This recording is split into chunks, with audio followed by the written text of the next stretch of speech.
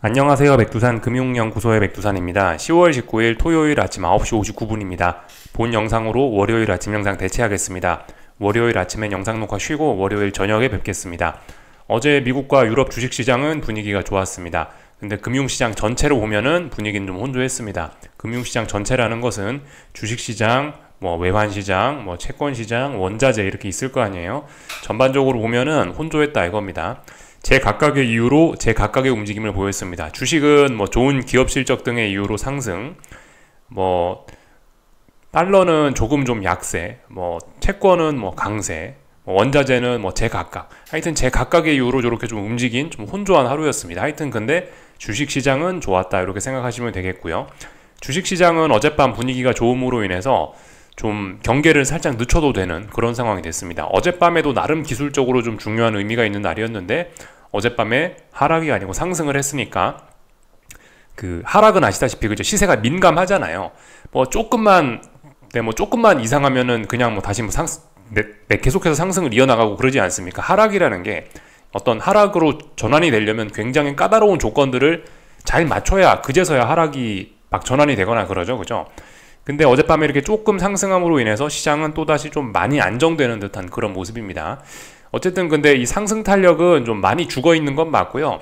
혼조한 구간 안에 갇혀 있는데 이 어젯밤에 여기서 삐끗 잘못했으면은 이제 하락 전환의 위험이 좀 많이 커지는 건데 어젯밤에 잘 버텨줬기 때문에 어느 정도 경계심은 조금 누그러뜨려도 되지 않나 싶긴 한데 아무튼 조금 좀 불안합니다. 강한 친구들은 그냥 계속해서 잘 올라가고 있고요. 약한 친구들은 계속해서 좀 약한 이런 좀 답답한 상황이긴 한데 아무튼 어젯밤 상승 마감했으니까 그래도 하락 마감한 거에 비해서 좀 위기감은 많이 누그러지게 됐죠. 그죠? 하락이 많이 민감한 시세라고요. 민감한 시세인데 어젯밤 하루 상승을 해버리니까 하락 위기 이런 거는 또 많이 좀 누그러지는 그런 효과가 있습니다. 근데 어쨌든 전반적으로 아직까지는 이 주식시장은 상승 탄력이 거의 죽어있는 그런 상황이라서 좀 잔잔한 경계 정도는 필요하겠습니다. 어젯밤 상승으로 인해서 많이 안정되긴 했는데 일단 그래도 좀 경계가 필요하다 싶습니다. 이제 이번 주는 특별한 이번 주는 끝났고요. 다음 주에 이슈들을 좀 생각을 해보면은 다음 주에는 역시 그 기업들 실적 발표 계속해서 좀 주목하셔야 됩니다. 다음 주는 이제 대표적으로 주 초반부터 구글, 테슬라, 아마존이었나? 아마 이렇게 기억하는데 이런 IT 빅테크 기업들의 실적 발표가 예정이 되어 있으니까요. 이런 것들 좀 잘 기억하셔야 되겠습니다. 경제지표 발표는 다음 주 후반에 좀 몇 개가 몰려 있습니다. 목, 금 이런 때에 좀 PMI라든가 아니면은 고용지표라든가 이런 것들이 조금 좀 몰려 있습니다.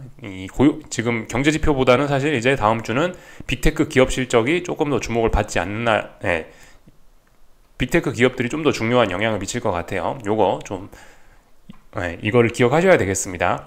그래서 어젯밤에 있었던 일들 좀 이따 하나씩 좀 살펴보겠습니다. 주식시장 분위기 좋았다라고 말씀드렸죠. 주식시장 분위기가 좋았던 거에는 일단 요런 이슈들이 있었을 겁니다. 일단은 중국에 있는 지표들이 좋았다, 그죠? 중국에서 경제지표를 발표했는데 좋았다라는 건 일단 긍정적이라고 볼 수가 있겠습니다. 그리고 뭐가 있었죠? 또 그 넷플릭스 실적 발표했죠.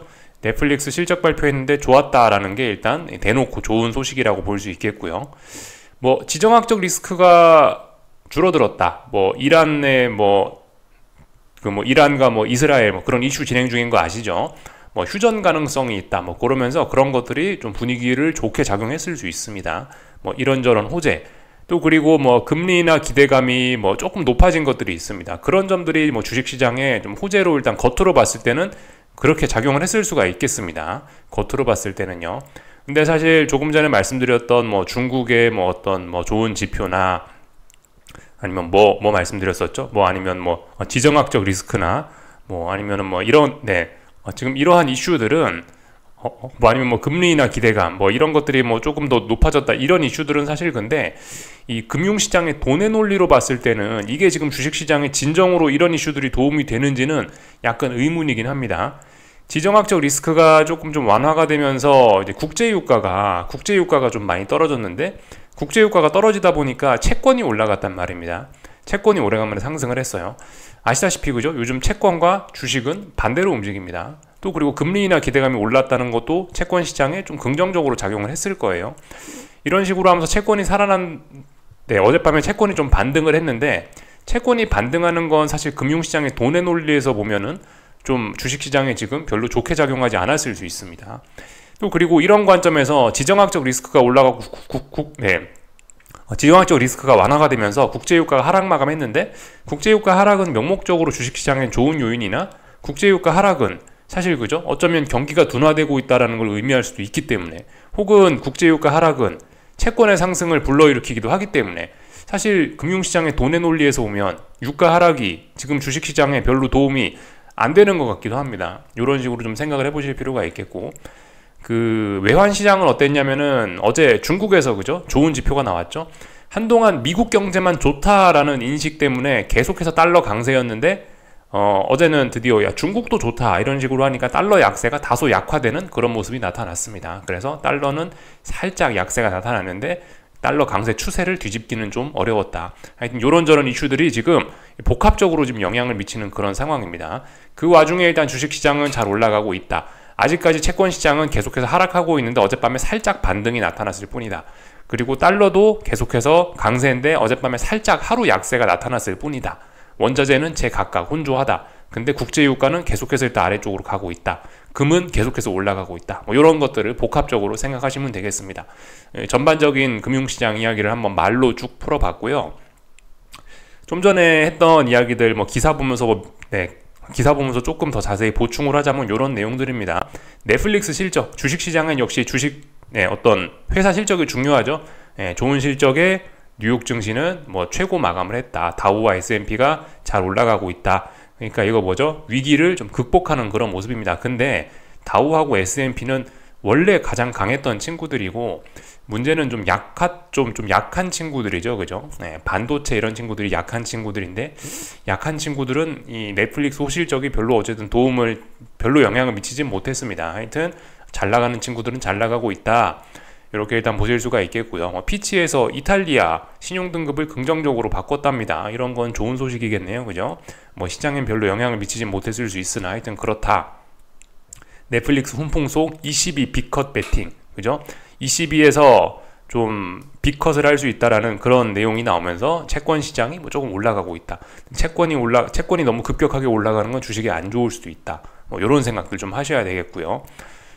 뭐 달러가 6거래일 만에 하락하면서 그죠?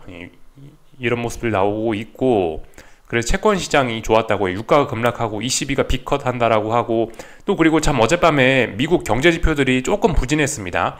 뭐 건설 관련된 지표들이 나왔죠. 빌딩 퍼밋하고 뭐 하우싱 뭐 이런 지표들이 나왔는데 조금 부진했으니까 채권 시장이 좀 좋았을 수 있겠다 싶습니다. 그런 점들이 좀 영향을 미쳐갖고 채권 시장에 일단 좀 좋았다. 오래간만에 반등을 했다. 중요한 지지선 부근인데 한번 일단 반등이 꿈틀하긴 했는데 반등이 일단 매우 약합니다. 나중에 좀 자세히 보고요. 국제 유가 그죠? 휴전 기대에 급락했다고 합니다. 그래서 70달러를 하회하고 있다. 이게 채권 상승을 하는 또 한 원인이 됐죠. 금값은 계속해서 올라가고 있습니다. 달러 강세에도 불구하고 금값이 계속 올라갔는데 어젯밤은 달러가 약했으니 얼마나 금값이 또 신나게 올랐겠어요. 그죠? 이런 모습들이 있었다. 이런 모습들이 어젯밤 시장에 영향을 미쳤다 생각하시면 되겠고요. 뭐 나머지는 특별한 거 없죠. 전반적인 내용들을 한번 이 지금 타이틀 보면서 쭉 다 본 것 같습니다. 그래서 어젯밤 주식시장 반응, 이제 좀 구체적인 반응들을 좀 살펴볼게요. 미국 증시 보시다시피 분위기는 굉장히 좋았습니다. 다만 이제 빅테크, 넷플릭스가 좋은 실적을 발표하면서 빅테크가 좋았기 때문에 상대적으로 러셀 지수는 또 부진하고 있다. 2거래일 연속으로 러셀 지수가 부진하면서 러셀 지수는 단기 고점이 나오는 게 아니냐라는 우려가 있긴 있습니다만은 아직 하락 전환한 것은 아니죠. 잘 올라가고 있는 와중에 상승 탄력이 둔화된 것 뿐입니다. 러셀 지수는요. 하여튼 그래서 상승 종목수가 많았고 하락 종목수가 적었고 그렇습니다. 넷플릭스가 좋은 실적 발표하면서 11% 상승한 것이 좋은 영향을 미쳤겠죠. IT 빅테크예요. 그래서 이런 모습들이 나타났는데 우리가 좀 계속해서 좀 잘 보셔야 되는 부분은 뭐 이런 겁니다. 반도체 부진. 어제 마이크론 테크놀로지가 0.8% 하락 마감했다. 야, 반도체가 좋아야 삼성전자가 좀 좋을 수 있는데 삼성전자가 좋아지기는 좀 어렵지 않을까라는 생각이 좀 듭니다. 이런 것들을 보면요. 그리고 원래 강했던 애플 잘 올라가고 있는 모습들이 보이고 있고요. 국제유가 하락했기 때문에 에너지 섹터들이 안 좋았다라는 것도 확인을 할 수가 있습니다. 뭐 이 정도 보시면 될 것 같습니다. 이번 주에 금융주들 실적 나왔는데 전반적으로 괜찮았죠. 그래서 하여튼 금융주들 이번 주에 괜찮은 한 주를 보냈다. 이 정도 체크하고 넘어가겠습니다. 좀 기술적인 내용들 조금 좀 보자면은, 일단 간단하게 저기 미국 증시 보기 전에 그 독일 증시 잠깐 좀 그림만 좀 보고 가자면, 차트만 좀 보고 가자면은 잘 올라가고 있다. 위기가 보이느냐? 위기가 안 보인다. 그죠? 그냥 잘 올라가고 있는 모습입니다. 그렇기 때문에 뭐 특별히 드릴 이야기는 없고요. 금방 그냥 가볍게 패스하고, S&P 지수도 뭐 너무 강하게 잘 올라가고 있기 때문에 위기가 안 보입니다. 패스하고요. 이것도 그냥 잘 올라가고 있습니다. 그러니까 어젯밤도 하락 마감을 했으면은 분위기가 좀 싸해졌을 수 있는데, 어젯밤에 좋았잖아요, 분위기. 그러다 보니까 이거는 뭐 일단 위기가 좀 많이 좀 완화되는 그런 모습이긴 합니다. 나스닥 좀 볼게요. 나스닥은 근데 아직까지는 좀 경계를 하셔야 되는 그런 구간이라고 볼 수가 있겠습니다. 분봉을 보고 계십니다. 지금 나스닥 30 분봉을 보고 계신데요. 대략적으로 이제 요만큼이 이제 이번 일주일 동안 있었던 구간이겠죠. 대략적으로 보면요. 여기 짜글짜글하게 뭐 윗꼬리 아랫꼬리가 많이 달려있는 이 부분이 어젯밤에 거래된 부분이고요. 30분봉이니까 요만큼밖에 안 됩니다. 그래서 보시면은 어젯밤에 제가 중요하다라 말씀드린 게 이 주황색 선을 잘 보자. 이 주황색 선이 일봉에서 5일선에 해당하는 선이니까 잘 보자라 말씀드렸는데, 어젯밤에는 이제 뭘 했냐면은 이 5일선을 지지하는, 이 5일선의 지지력을 한 번, 두 번, 뭐 세 번 가까이 확인하는 그런 모습을 보였습니다. 그렇기 때문에 일단은 그렇기 때문에 일단 그 위기는 일단 다소 좀 누그러드는 그런 모습이긴 한데요. 근데 그 말씀드렸다시피 지난 일주일간이 요만큼 정도 된다고요. 결과적으로 아직까지 혼조합니다. 이 경계를 늦춰서는 안 되는 부분이긴 해요. 물론 어젯밤에 이 진한 주황색 선을 좀 아래쪽으로 내려왔으면 굉장히 위험했을 수 있으나, 근데 어쨌든 일단 위험은 이 선 위에 있기 때문에 위험은 일단 좀 많이 누그러지긴 했는데 탄력이 없다. 이런 선들 위에 있으면은 이제 누군가 좀 공격적으로 이렇게 매수를 해줘야, 빨리 이 혼조함을 극복해줘야 이게 또 위기가 또 극복이 되는데, 이거는 보시면 전일 누군가 강력하게 여기서 팔아먹었잖아요. 그죠? 그 TSMC 좋은 실적에도 불구하고 사람들이 여기서 이 가격대에 주식을 한번 팔아먹었잖아요. 그리고 ASML 실적 나오면서 여기서 사람들이 주식을 한번 팔아먹었잖아요. 그러니까 지금 이쪽 가격대를 빨리 극복해야 되는데, 이거를 극복하지 못하니까 여기가 지금 이 자리가 저항이니까 여기서 지금 상승 탄력이 많이 떨어져서 지금 어젯밤에 여기서 못 오르는 겁니다. 그러니까 이거 빨리 극복하지 못하면은 다시 또 쿵 떨어질 수 있는 거예요. 그래서 나스닥은 지금 혼조한 힘이 없어서 상승 탄력이 워낙 떨어졌기 때문에 이 부분은 좀 계속해서 잔잔한 경계가 필요합니다. 사실 하방 배팅의 근거는 일단 눈에 띄게는 일단 잘 보이지는 않는 겁니다. 어제까지는 그래도 이 정도 마감했으면 하방 배팅 끌고 갈 수 있지 싶지만, 다시 이렇게 올라왔으니 하방 배팅 끌고 가긴 조금 좀 찜찜한 그런 그림이 됐죠. 사실 말씀드렸다시피 하방 배팅을 사실 지금 논하는 거는 굉장히 빠를 수 있어요. 말씀드렸다시피 그죠, ASML로 인한 이 강력한 매도세가 한 번 나왔고, 여기서 이 강력한 매도세가 이 TSMC 실적 발표된 그 전날, 목요일 날에도 강력한 매도세가 나오긴 나왔는데, 근데 이게 이제 이 5일선 위에서 나온 매도세란 말이에요. 5일선 아래, 여기 진한 오렌지색 선, 여기는 이 오렌지색 선 아래에서 이런 좀 강력한 매도세가, 이런 매도세가 한 번 더 나오면은, 그럼 이제 조금 좀 그건 좀 이제 찐한 어떤 방향 전환으로서의 신호로 볼 수 있는데, 위험 신호로 봐야 되는데, 근데 보시다시피 지난번 한 번 나오고 나서 그런 게 없죠. 그러니까 아직까지는 사실 하방 배팅 이런 걸 논하기는 좀 이른 시기인 건 맞긴 맞습니다. 다만 이제 하방 배팅을 포기하기도 조금 좀 미련이 남는 그런 자리긴 하죠. 아무튼 좀 욕심 많으신 분들, 나는 좀 더 많은 위험을 감수해서 좀 더 많은 수익을 누리고 싶다 하시는 분들은, 좀 공격적이신 분들은, 그런 분들은 어쨌든 하방 배팅을 사실 포기하기는 좀 찜찜한 그런 면이 있는 자리이긴 합니다. 아무튼 근데 일단은 많이 안정되는 그런 모습이긴 합니다. 지금 계속해서 그냥 혼조한 거예요, 나스닥은요. 이런 부분을 좀 잘 보셔야 되겠다 싶습니다. 강한 친구들은 분명히 강한 건 맞아요, 그죠? 근데 이 빅테크가 요즘에 좀 힘이 빠지고 있습니다. 빅테크가 힘이 빠지는 것은 조금 전에 우리가 여기서 확인을 하고 왔지만, 이 반도체가 힘을 못 쓰기 때문에 요즘 빅테크가 좀 서운합니다. 빅테크요. 반도체가 색깔이 안 좋기 때문에. 그래서 반도체를 좀 먼저 보는 게 중요할 것 같은데요. 반도체 지수 마침 여기 제가 켜놨습니다. 반도체 지수를 보시면요, 어젯밤에 0.07% 상승 마감했어요. 이거 상승으로서 의미가 없죠. 어젯밤에도 사람들이 상승 출발하니까 이거를 반등시 매도 전략으로 접근을 했다라는 겁니다. 틈만 나면 사람들이 주식을 팔아치우고 있어요. 그래서 보시면은 일봉에서 보시면 요 ASML 쇼크로 인해서 만들어졌던 이 음봉을 계속해서 극복을 못하고 있습니다. 이 음봉 한 방으로 인해서 5일선을 확 죽여버렸고요. 그 상황에서 지금 이제 5일선 아래에서 무려 4거래일째 놀고 있는 그런 모습이거든요. 물론 이제 시장 분위기가 좋으니까 아직 얘가 막 당장 급락폭락으로 쏟아지지는 않았습니다만은, 그래도 넷플릭스 실적 좋다니까 어떻게든 뭐 좀 긍정적인 영향을 받아서 버티고는 있습니다만은 흐름이 결코 좋지 않은 건 맞습니다. 그죠? 지금까지 좀 전에 S&P 지수도 봤고 나스닥도 봤고 뭐 독일 지수도 봤고 그렇지만 이건 확실히 그림이 다르지 않습니까? 그죠? 얘는 명확하게 약하죠. 지금 4거래일째 지금 부진한 그런 모습들을 좀 보이고 있고, 계속해서 일단 아래쪽으로 찔찔찔찔 빠지고 있는 그런 모습입니다. 그래서 얘가 좀 문제긴 해요. 지금 이 반도체 지수가 좀 힘이 있어줬으면 나스닥이 강하게 탄력적으로 튀어오를 수도 있었었는데, 제 생각엔 그렇습니다. 여기 반도체 얘가 힘을 못 쓰고 있기 때문에 나스닥이 지금 상승 탄력이 둔해져 갖고 어젯밤 이런 둥구스름한 모습들을, 이런 둥구스름한 천장 모습을 어젯밤 분봉에서 좀 나타낸 게 아닌가 싶습니다. 그래서 뭐 그런 점들 때문에 나스닥이 조금 서운한 모습을 보이고 있다 이겁니다. 그래서 사실 지금 좀 애매한 그런 상황에 처한 거죠. 이제 나스닥이 계속해서 뭐 시장 분위기는 좋으니까 올라가고 싶긴 한데, 나스닥의 중요한 한 섹터인 반도체가 계속해서 아래로 가려고 하고 있으니 이거 두 개 사이에서 이제 나스닥이 지금 횡보를 하면서 야, 이거 어떻게 해야 되나 처신을 못 하고 있는 그런 상황이 된 겁니다. 저도 어떻게 될지 모릅니다. 근데 일단 뭐 시간이 지나면 무엇이든 다 답이 나오긴 하겠죠. 그래서 시간을 좀 지켜봐야 됩니다. 하여튼 다음 주에 여러 가지 그 빅테크 기업들의 실적 발표가 있으니까 일단 한번 지켜보자고요. 근데 현재까지는 일단은 문제는 반도체 섹터는 전반적으로 흐름이 부진하다라는 겁니다. 다만 이제 반도체 섹터가 약하긴 약한데, 그 엔비디아 같은 경우는 아직도 사실 좋은 겁니다. 그죠? 엔비디아가 사실 대장이죠. 우리 대장님은 아직까지는 좋은 모습입니다. 아직까지는 이 엔비디아를 보면서 의미 있는 매도세가 등장하고 큰일 났다라고 주장할 수는 없습니다. 다만 이제 엔비디아도 근데 좀 주의는 하셔야 되긴 해요.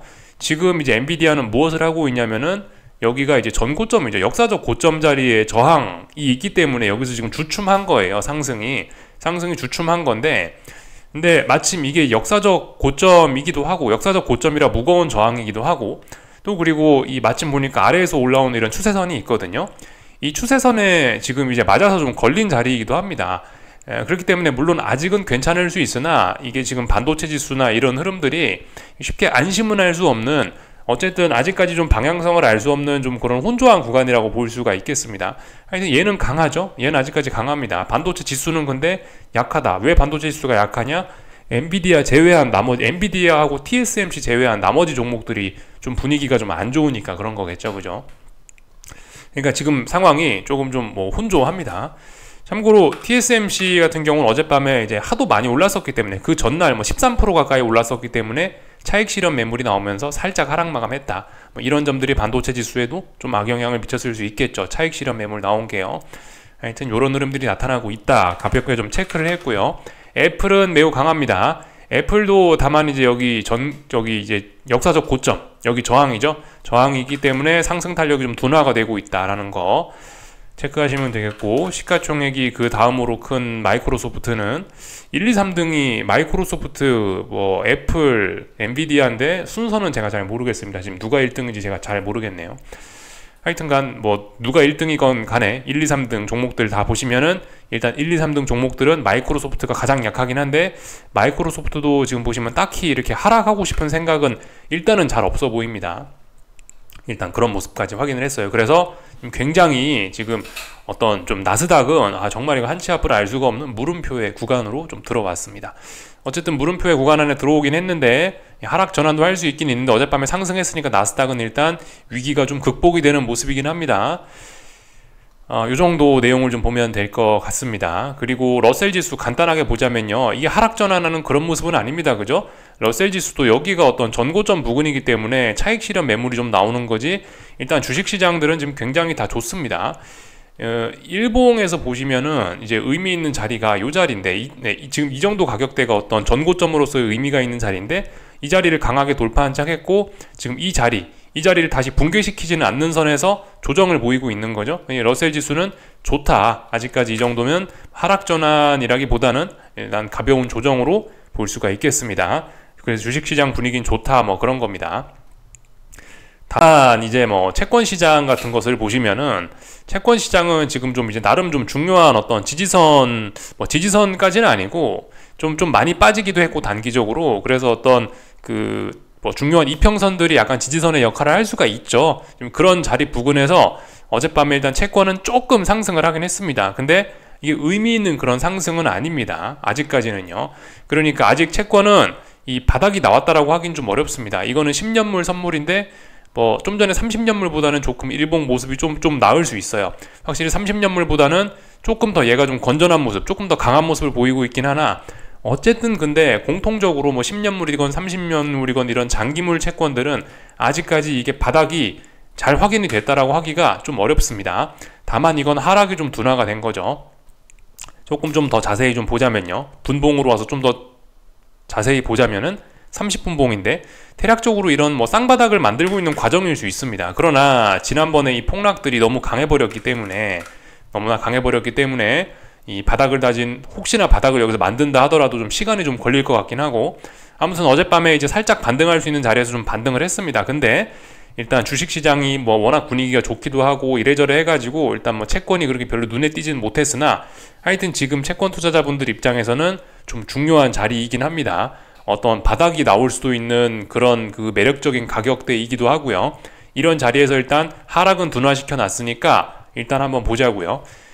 지난번에 이렇게 급격히 내려오던 이 강력한 매도세를 일단은 브레이크를 밟아갖고 멈추는 데까지는 일단 성공을 시켰습니다. 여기도 그죠? 이 오렌지색 선이 좀 중요할 거 아니에요, 그죠? 오렌지색 선이 지금 이렇게 쭉 내려오고 있는데, 얘가 이제 일단은 쫙 펴졌습니다. 아래쪽으로 내려오다가 수평하게 일단 펴놓긴 했죠. 물론 완전 수평은 아니고 살짝 아래쪽으로 더 치우치는 것 같긴 한데, 어쨌든 거의 수평까지는 만들어 놨습니다. 그러니까 브레이크를 일단 밟은 겁니다. 여기서 다음 주에 의미 있는 매수세가 나올지 안 나올지 일단 한번 보자고요. 그래서 일단은 이렇게 얘가 브레이크를 밟는 사이에 채권이 지금 올라오는 건 아니니까 일단 주식시장은 계속 가자, 지금 이런 식으로 해서 주식시장은 계속 긍정적인 흐름을 이어나가고 있다 이겁니다. 채권 아직 바닥 안 나왔으니까 우리 주식은 계속 간다 이런 겁니다. 뭐 실적도 좋고 뭐 그러니까 계속 간다 이거예요. 그래서 이런 모습들까지 좀 살펴봤고요. 어제 오래간만에 중국에서 경제지표가 좋다 보니까 달러가 오래간만에 약세가 나왔습니다. 그래서 유로화가 살짝 반등을 했죠. 유로화도 좀 전에 보셨던 장기물 채권들과 비슷한 자리에 와 있습니다. 일봉인데요. 이건 일봉에서 이제 진한 오렌지색 선, 이런 게 좀 중요하겠죠. 이런 자리 부근까지 와서 여기서 이제 양봉이 나왔습니다. 하락이 둔화된 것이나 한 번쯤 이제 반등이 나올 수도 있고 혹은 바닥이 나올 수도 있는 그런 매력적인 가격대에는 맞긴 맞죠. 그러다 보니까 그런 상황에서 중국의 어떤 좋은 경제지표까지 나오니까 이걸 핑계로 해서 양봉을 만들었다. 달러가 조금 약세가 나왔는데 워낙 하락이 강했기 때문에 이 정도 양봉으로는 이걸 추세 전환을 시도한다라고 할 수는 없겠죠. 조금 더 봐야 됩니다. 그러니까 이것도 보시다시피 분봉인데요. 워낙 하락이 강했기 때문에 이 진한 오렌지색 선이 얘도 그죠? 워낙 계속해서 아래쪽으로 강하게 내려오고 있습니다. 그렇기 때문에 이 정도, 어젯밤 찔끔 오른 게 이 정도예요.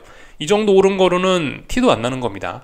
한참 더 올라야, 만약 여기서 급격하게 얘가 살아나고 싶다, 당장 내일, 당장 월요일 살아나야 된다, 그럼 제 생각에 한 이 정도는 올라야 됩니다. 근데 이럴 이슈가 있을까요? 이런 건 일단 기대하기는 어렵고, 그렇다면 이쪽 부근 어딘가에서 좀 이제 치열한 싸움을 펼치지 않을까 싶습니다. 채권 시장은 일단 브레이크를 밟아갖고 진한 오렌지색 선을 일단 수평하게 만드는 데까지는 성공했는데, 얘는 그런 건 아니죠. 달러 강세가 지금 워낙 강해갖고 유로화 약세가 이렇게 굉장히 크게 보이는 겁니다. 아무튼 다들 일단은 어느 정도 좀 브레이크는 잡았다. 그러니까 이제 외환 시장과 채권 시장 저런 모습을 보면요, 그죠? 이번 주에 제가 말씀드린 게 채권이 올라가고 다시 주식이 그 내려가는 요런 변곡을 한번 생각을 해보자라 말씀드렸는데, 이게 이제 조금 늦게 이제 지금 이런 어떤 변화가 나타나려나 싶은 그런 작은 조짐이 이제 어젯밤에 살짝 나타난 거예요. 살짝 드디어 채권이 올라오고 뭐 이런 모습들이 나타났으니, 채권과 달러 이런 게 올라오기 시작했네. 채권과 유로화 이런 게 올라오기 시작했으니까 주식시장도 뭐 혹시나 주식시장이 혹시 꺾이는 거 아니야, 이런 작은, 아주 작은 미세한 조짐, 이런 걸로 뭐 특별히 할 수는 있는 건 없지만은 작은 조짐 정도가 어젯밤에 살짝 등장했다. 그 정도로 가볍게 보시면 될 것 같습니다. 하여튼 어젯밤에 국제유가인데요, 국제유가가 그 지정학적 리스크 완화로 인해서 쭉 급락을 했죠. 기술적으로도 기술적으로 봐도 그렇고 뭐 핑계도 그렇고 적절합니다. 근데 아무튼 생각을 해보셔야 되는 게, 그 좋은 중국의 경제 지표에도 불구하고 이 국제유가가 이렇게 많이 하락하는 거는 좀 근데 일단 좀 별로 좋지는 않은 그런 움직임인 것 같긴 합니다. 국제유가가 좀 전 중요하다라고 봐요. 지금 자리 매우 중요합니다. 국제유가가 지금 보시면 이제 지난 몇 년치 차트를 보고 계신 건데, 지난 이제 2020년에 나왔던 그런 저점들이 있고, 이런 식으로 연결하면 대략적으로 봤을 때 이제 이 자리가 중요한 어떤 지지선들이 되는데, 추세선이 이렇게 올라오게 되는데, 지금 이 추세선 부근까지 왔거든요. 국제유가가 이 적당히 한 이 정도 범위 내에서 움직이는 거는 주식시장에 긍정적일 수 있는데, 얘가 이제 이것도 뚫고 아래쪽으로 내려온다라는 거는, 이거는 근데 뭐 별로 사실 좋은 내용은 아니라고 생각이 됩니다. 이거 한번 생각을 해보셔야 돼요. 이거 한번 지난번에 이제 네타냐후 이스라엘 대통령 총리인지, 그 이스라엘 네타냐후가 이란의 정유시설을, 이란의 석유시설을 공격하지 않는다라고 하면서 국제유가가 폭락을 했던 적이 한 번 있습니다. 근데 그날부터 사실 주식시장 분위기가 좀 안 좋았긴 해요. 그게 제가 알기로 ASML 실적 발표하고 아마 겹쳤던 걸로 아는데, ASML 실적 발표가 10월 15일 화요일이었던 걸로 기억을 하고, 그리고 대략적으로 그때쯤이네요. 그죠? 예, 맞아요. 예. 그것도 화요일입니다. 네타냐후가 지정학적 리스크를 완화시킨 그 이란 석유시설 공격 안 한다고 밝힌 것도 공교롭게 화요일이었던 걸로 기억합니다. 유가 폭락과 주식시장 폭락이 같이 갔던 거예요. 사실 지금 그래서 일단 논리적으로 보면 이 정도 가격대에서 유가가 움직이는 거는 주식시장에 긍정적이긴 한데, 근데 지금 어쨌든 이게 금융시장의 논리, 돈의 흐름, 이런 실질적인 관점으로 봐서는 유가가 이렇게 빠지는 거는 주식시장에 지금 별로 안 좋을 수 있습니다. 근데 얘가 어젯밤 좋은 중국 지표에도 불구하고 계속해서 빠지고 있고, 지금 추세선, 여기 있는 이 선, 이게 중요한 건데, 이거를 지금 계속해서 못 지키려고 하고 있다라고 한다면은, 이거는 조금 좀 문제가 심각할 수 있습니다. 좀 주의를 하셔야 될 수 있어요. 그리고 말씀드렸다시피 65달러가 가장 중요한 자리인데, 65달러는 붕괴되면은 이거 국제유가 어디까지 갈지 모르는 겁니다. 국제유가 막 반토막 나고 막 그럴 수도 있어요. 목표치가 굉장히 크게 열리는 겁니다. 그래서 아무튼 지금 국제유가는 일본 큰 그림에서 봤을 때, 일본의 어떤 이런 큰 추세에서 봤을 때는 오랜 기간 옆으로 횡보를 하면서 방향성을 고민했는데, 결과적으로 아래쪽으로 이번에 7월 중순부터 해서 이렇게 급락을 하면서 아래쪽으로 일단 중기적, 장기적인 방향성을 일단 정한 거고, 아래쪽으로 일단 방향성이 사실상 예정이 되어 있긴 한데, 근데 이제 언제 이제 아래쪽으로 갈 거냐, 이게 지금 약간 고민인 그런 상황으로 좀 보이긴 하거든요. 유가의 기술적인 모양만 봤을 때요. 근데 지금 현재 아래쪽으로 그래서 지금 잘 가고 있죠. 물론 어젯밤에는 이제 모르는 척 하면서 주식시장 좋다, 넷플릭스 실적이 좋다 이러면서 주식시장이 올랐을 수 있는데, 근데 지금 유가가 계속해서 이렇게 급락하는 모습은, 이건 나중에 되면 이제 결과적으로 채권의 시대를 또 열면서 주식시장이 좀 안 좋아지는 그런 매개체의 역할을 할 수 있을 겁니다. 국제유가가 떨어지는 것이 채권의 매수세를 불러일으키면서 주식시장에 악영향을 미치는 이런 식으로, 그죠? 예, 이런 식으로 움직일 수 있는 그런 가능성이 있으니 좀 잘 봐야 된다. 아직은 괜찮을 수 있습니다. 그죠? 국제유가. 근데 좀 경계를 하셔야 되는 그런 부분 중에 하나다. 참고로 그 국제 유가하고 그 금리하고 굉장히 밀접하게 움직이긴 합니다.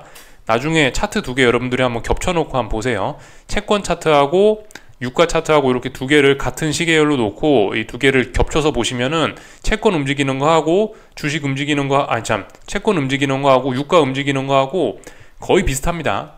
이런 점들, 유가와 채권의 상관관계가 상당히 높다는 거, 유가와 금리의 상관관계가 상당히 높다는 거, 이번 주말이니까 한번 뭐 심심하신 분들 한번 두 개 같이 켜놓고 비교해 보시면 좋을 것 같아요. 그런 관점에서 유가가 어젯밤에 저렇게 움직이는 것은 주식시장에 좀 악영향이 있을 수 있다라는 걸 생각해 보셔야 되겠습니다. 지금 주식시장이 분위기가 좋긴 좋은데 이것이 미국과 유럽 뭐 어떤 금리나 기대감을 바탕으로 한 또 그런 아니면 경제가 좋은 그런 선진국 증시에만 국한된 주식시장의 랠리가 아닐지라는 생각도 좀 해보시긴 하셔야 될 것 같아요. 한국 증시는 지금 이제 어젯밤 미국 반도체가 약했다는 거가 좀 문제가 좀 될 것 같긴 하거든요. 한국 증시는 어젯밤 미국 증시가 상승 마감한 거하고 약간 별개로 좀 경계를 좀 하시긴 하셔야 될 것 같고요. 물론 한국 증시 월요일날 좀 반등할 수도 있죠. 좀 반등할 수도 있는데 반등 올라오면 반등시 매도 전략. 왜냐, 월요일날에 우리는 어떤 코스피에서 의미 있는 매도 신호를 받고 특히 코스닥은 이미 하락이 좀 강화가 되는 그런 모습들을 봤거든요. 그래서 반등시 매도 전략이 일단 맞다. 그렇기 때문에 만약에 올라오면은 반등시 매도 전략으로 대응을 하자, 이렇게 보실 수가 있겠습니다. 전환은 됐다라고 보고요. 전환은 됐다라고 보고 가만히 계시다가 이상하게 올라오네? 그럼 반등시 매도 전략. 코스닥은 조금 좀 반등시 매도 전략 좀 많이 올라온다면 뭐 한계는 대략적으로 21선 정도로 보시면 될 것 같습니다.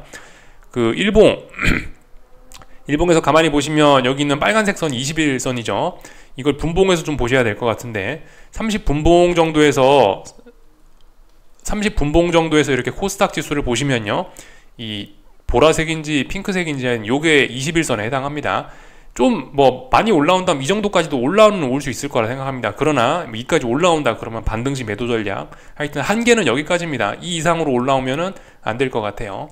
하여튼 반등시 매도 전략 요렇게 생각하시면 될 것 같습니다. 코스피는 이제서야 막 꺾였으니까 뭐 그렇게 많이 올라오진 않을 것 같은데, 많이 올라와야 뭐 5일선 정도 올라올 수 있을 것 같다. 5일선이 대략적으로 지금 이 정도, 여기 갈색 선인지 요거죠. 대략 5분봉 보고 계신데 이 정도 선까지는 올라올 수 있다라는 생각을, 지금 숫자는 한 349.8 뭐 이 정도쯤 되는데 뭐 이 정도까지도 올라올 수 있다라는 일단 생각 정도는 가지시고 반등시 매도 전략 뭐 이렇게 일단 접근을 해보시는 게 맞지 않을까 싶습니다. 하여튼 삼성전자가 너무 약해서 지금 반도체 섹터가 미국에서도 보시면 너무 약해가지고 좀 다소 좀 문제가 될 것 같긴 합니다. 하여튼 금값 잘 올라가고 있고요. 구리 가격은 어젯밤에 찔끔찔끔 올라오긴 올라왔는데 중국의 경제 지표가 좋다고 하니까요. 근데 조금 좀 이것만 보고는 좀 아직까지는 반등시 매도 전략이 정석이라고 봅니다. 뭐 한 번쯤은 이렇게 위로 올라올 수 있다고 봐요. 진한 오렌지색 선이 얘도 중요하겠죠. 한 번쯤 이렇게 올라올 수 있다고 봅니다. 올라오긴 올라왔는데요, 좀 잘 버티고 있긴 한데 여기서 한 번 더 이제 아래쪽으로 한 번 더 갈 수 있는데, 여기서 아래쪽으로 한 번 갈 때 얼마나 아래쪽으로 잘 가는지를 좀 보고 이 전환 가능성 이런 걸 생각은 해봐야 되겠는데, 아직까지는 이 정도 상승에서는 전환된 것은 아니다. 계속해서 일단 구리 가격은 아래쪽으로 가고 있다. 이렇게 보는 게 맞을 것 같습니다. 중국 증시도 그래요. 그러니까 어제 낮에 중국 증시도 반등을 했지만 좀 약하거든요. 말씀드렸다시피 좀 확인이 필요하지 않을까 말씀드렸는데 중국도 조금 더 확인이 필요할 것 같습니다. 아직 바닥이 나왔다 이렇게 이야기하기는 확인이 좀 필요한 것 같다는 생각입니다. 여기까지 하겠습니다. 궁금한 거 리플 남겨주시고요. 즐거운 주말들 보내시고 월요일 저녁에 뵙겠습니다.